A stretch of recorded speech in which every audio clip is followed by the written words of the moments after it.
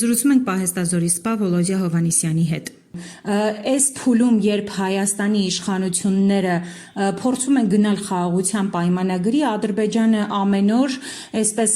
սադրանքների մասին է տեղեկատվություն տալիս, որն էլ մեր պաշտպանության նախարարության կողմից անընդհատ հերքվում է։ Կխնդրեմ մեկնաբանեք, թե այս օրերին առհասարակ Ադրբեջանը ինչ դիրքերից է հանդես գալիս, երբ Հայաստանը լրիվ պատրաստ է խաղաղության ու իշխանությունների մակարդակով։ Ադրբեջանը հանդես է գալիս կատիրոջ, հաղթողի, իր ոտքերի տակ փալասի նման ընկած անինքնասեր իշխանության հետ հարաբերությունների ողջ սարսափելի պահանջատիրությամբ։ Եվ Ադրբեջանը չի ցանկանում խաղաղություն կնքել։ Ադրբեջանի նպատակը Հայաստանին վերջնականապես ջախջախելն ու ոչնչացնելն է։ Ադրբեջանի նպատակը Հայաստանի Զանգեզուրի եւ Վայքի գրավումն է եւ Հայաստանը որպես ոչ գործունյա եւ ոչ դիմադրողականությամբ երկիր տեսնելն է։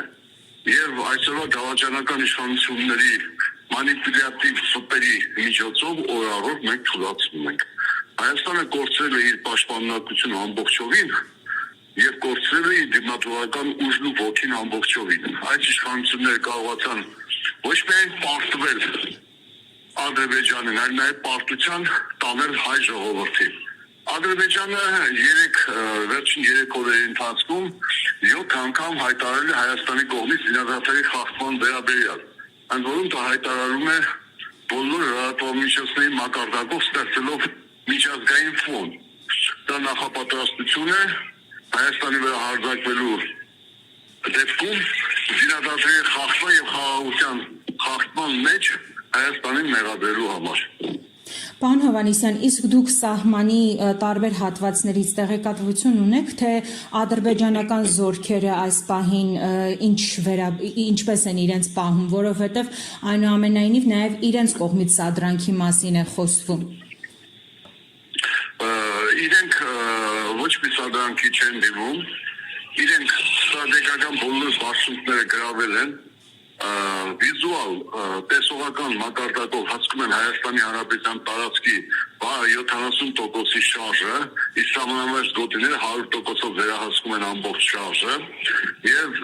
իրենք տեսնում են, որ Հայաստանի Հանրապետությունը չկա։ Ես մի ուրիշ բան ասեմ, կառավարության կողմից փող չլինելու պատրվակով ազատամարտիկները երկապահ այսպես կոչեցյալը, որ գնում էր 800,000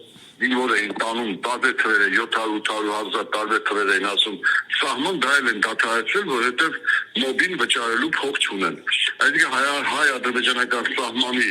այսօրվա 60% անպաշտպան է, չկան զինծառայողներ, ուժեր, միջոցներ եւ իրենք դա տեսնում են եւ իրենք ինչու պետք է սադրանք անեն, իրենք կլռեն, կֆիքսեն ինչ-որ բաներ եւ այլ։ Ես չեմ էլ բացառում, որ ինչպես 39 թվականին գերմանացիները լեհական հագուստեր հակած սպանեցին ռադիոէլեկտրոնային պայքարի կետի գերմանացի զինվորներին եւ հարձակվեցին Լեհաստանի վրա, հայկական ֆորմայով կհացնեն զինծառայողների, կրակով եւ սադրանք կանեն սահմանի վրա, այնուհետեւ կհարձակվեն տեսանկարահանած փաստ ունենալով, որ հայերն են հարձակվել, իրենք հակահարձակում են գործել։ Հայաստանը այսօր շատ թույլ անպաշտպան վիճակում է։